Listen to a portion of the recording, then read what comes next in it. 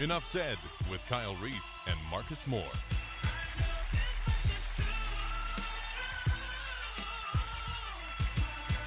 Welcome back to Enough Said, 1340 AM Mile High Sports Radio. Marcus Moore, Kyle Reese, Logan Henselius behind glass. 303-831-1340 is the Mile High Sports Hotline. You can dive into it with us. Plenty to talk about this week as NFL preseason action gets off to a start, and let the suspensions start rolling down. Ezekiel Elliott suspended 6 games by the NFL for his part in a domestic situation.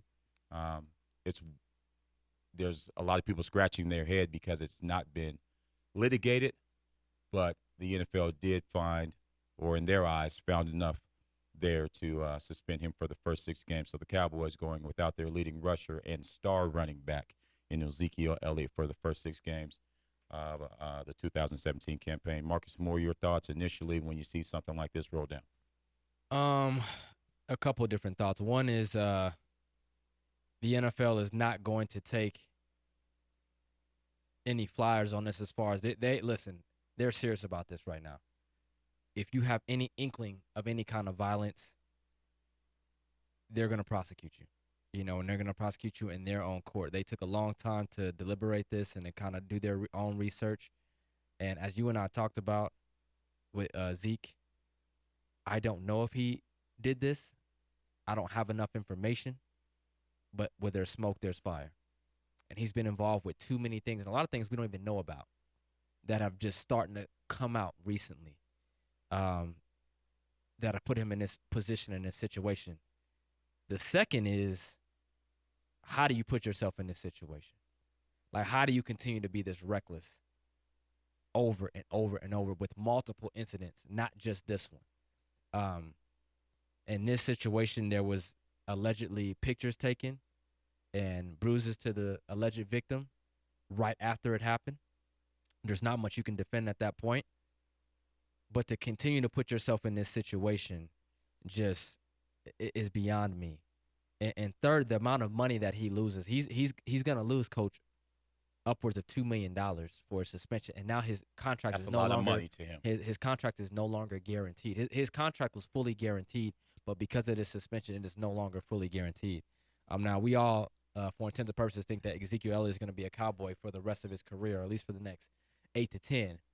But he's put that in jeopardy for right now, as his contract is no longer guaranteed, so that money is not coming to him. They can make adjustments when it comes to that. So, I would say it's good. Yeah, I would say it's a cautionary tale, but it's not, because it's happened before.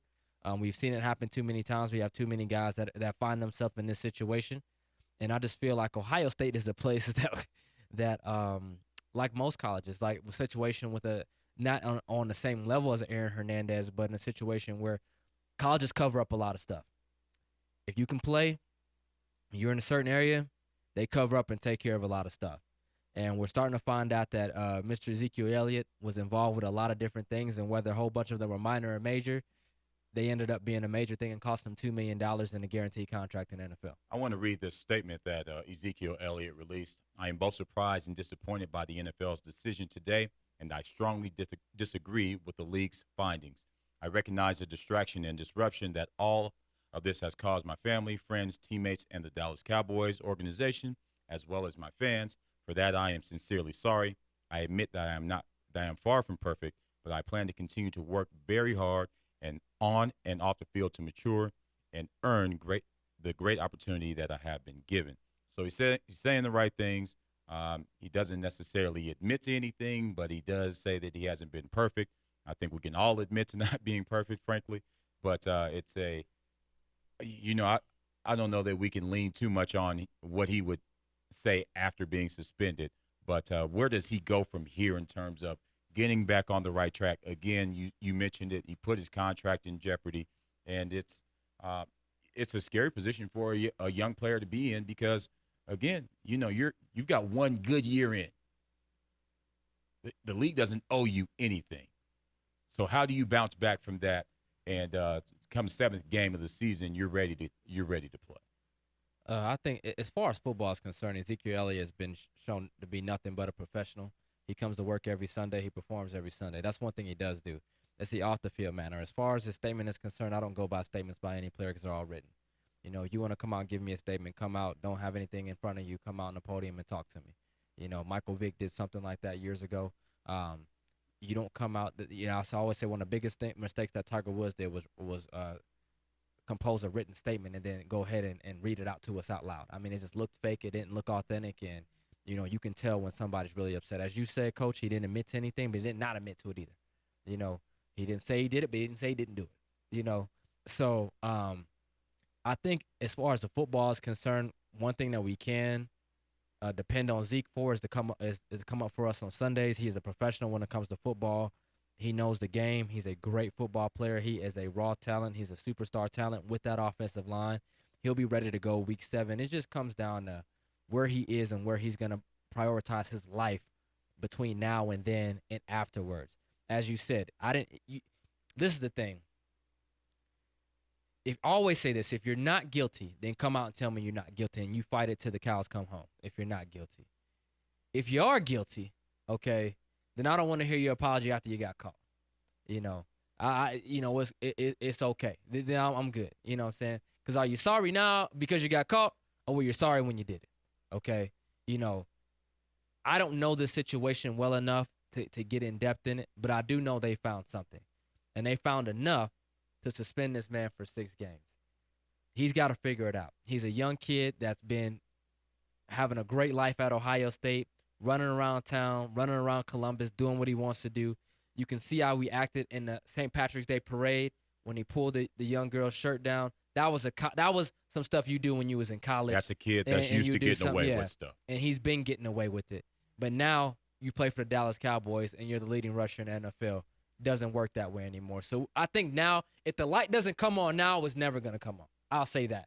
But I think it does at this point in time because now you've embarrassed yourself, your family, and your organization. And I know he comes from a good home, and that's one thing you don't want to do is embarrass that last name. You give yourself a little perspective, or to give us a little perspective, that original contract, 4 years, $24 million, you talk about losing $2 million of it. That's 10% of a contract. That's a lot of money. And particularly the way the collective bargaining agreement was set up just a few years ago, the rookies aren't making what they used to make. It's a slotted structure. That was pre-negotiated. There was little to do but come in and sign on the dotted line for Ezekiel Elliott, and then to come in your second year and forfeit 10% of that, or close to 10% of that. Not only that, but to forfeit the guarantee portion, which was all of it. Okay, when you sign on that, the one thing that you want to have, you know, in a contract is stability. And when you have stability in a contract, you know that all of it's guaranteed. So when you come in as a rookie and your whole contract is guaranteed, and, you know, that's what you want. Like if something happens, I'm getting all of this money. When I sign on a dotted line, I'm getting all of this money. Now you're in a situation where if you get hurt or something happens, you're not guaranteed this cash anymore. Now we can start maneuvering this salary, maneuvering this contract around. And come year 3 or year 4, if you don't play as well as you should have, or you're missing 8 games or 6 games, now we have some negotiating power with this contract. Leverage. Absolutely. Yeah, so that's the biggest thing I think. Besides the $2 million, is that now I'll be okay. If you take $2 million from me, I'll be upset. But I know that I got 22 still coming for sure. That's one thing. But to take my $2 million and to not have it guaranteed. And my power at the table. That's really a big deal. But it's his own problem. He created his own issue for him. We'll talk about more on the other side of the break. It's enough said.